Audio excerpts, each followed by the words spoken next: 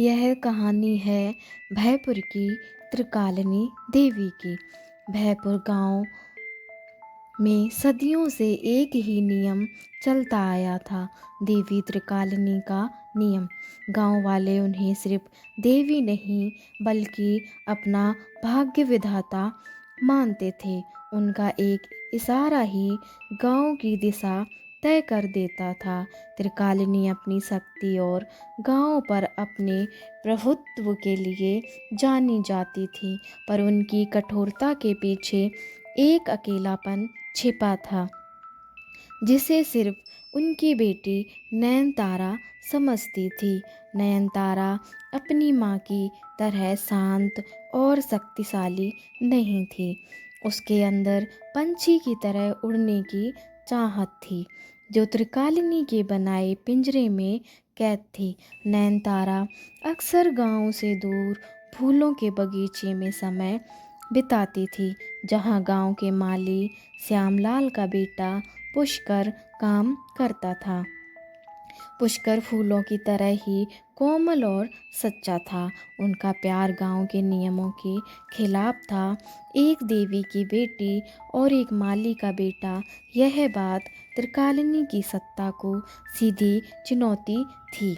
नयनतारा और पुष्कर ने गांव से भागने का फैसला किया। उन्होंने सोचा कि वे गांव से दूर अपनी दुनिया बसाएंगे, लेकिन त्रिकालिनी की आंखें हर जगह थीं। जैसे ही उन्हें पता चला, उनका अहंकार आग की तरह भड़क उठा। लिए यह सिर्फ एक बेटी का भागना नहीं, बल्कि उनकी सत्ता और सम्मान पर लगा एक कलंक था। त्रिकालिनी ने अपने सबसे भरोसेमंद सैनिकों को भेजा और जल्द ही नयनतारा और पुष्कर पकड़ लिए गए। गांव के चौराहे पर सबके सामने त्रिकालिनी ने एक भयानक फैसला सुनाया। उन्होंने पुष्कर को बेरहमी से मरवा दिया और अपनी बेटी नयनतारा को भी माफ़ नहीं किया। नयनतारा की चीखें भयपुर की हवा में हमेशा के लिए गूंज गईं। त्रिकालिनी ने यह सब अपनी सत्ता बनाए रखने के लिए किया था, लेकिन इस घटना ने उनके दिल में एक खालीपन छोड़ दिया।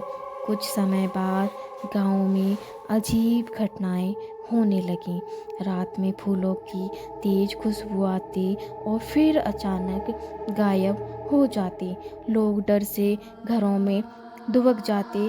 श्यामलाल, जो अपने बेटी की मौत से टूट चुका था, जानता था कि यह कोई साधारण घटना नहीं है, यह नयनतारा की भटकती हुई आत्मा थी।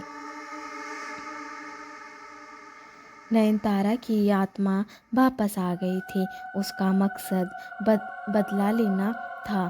उसने उन सभी लोगों को डराना शुरू किया जिन्होंने उसकी माँ का साथ दिया। वह एक एक करके त्रिकालिनी के राज के सभी सबूतों को खत्म करने लगी। उसकी आत्मा इतनी शक्तिशाली थी कि त्रिकालिनी का जादू भी काम नहीं आ रहा था। त्रिकालिनी, जो अब तक सबको डराती थी, अब खुद डरने लगी थी। अपनी बेटी का भूत उन्हें हर जगह दिखाई देता था। हर फूल की खुशबू में नयनतारा का प्यार और हर रात की खामोशी में उसका इंतकाम सुनाई देता था।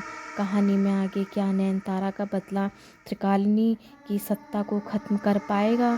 क्या भयपुर गांव इस डर से कभी आज़ाद हो पाएगा?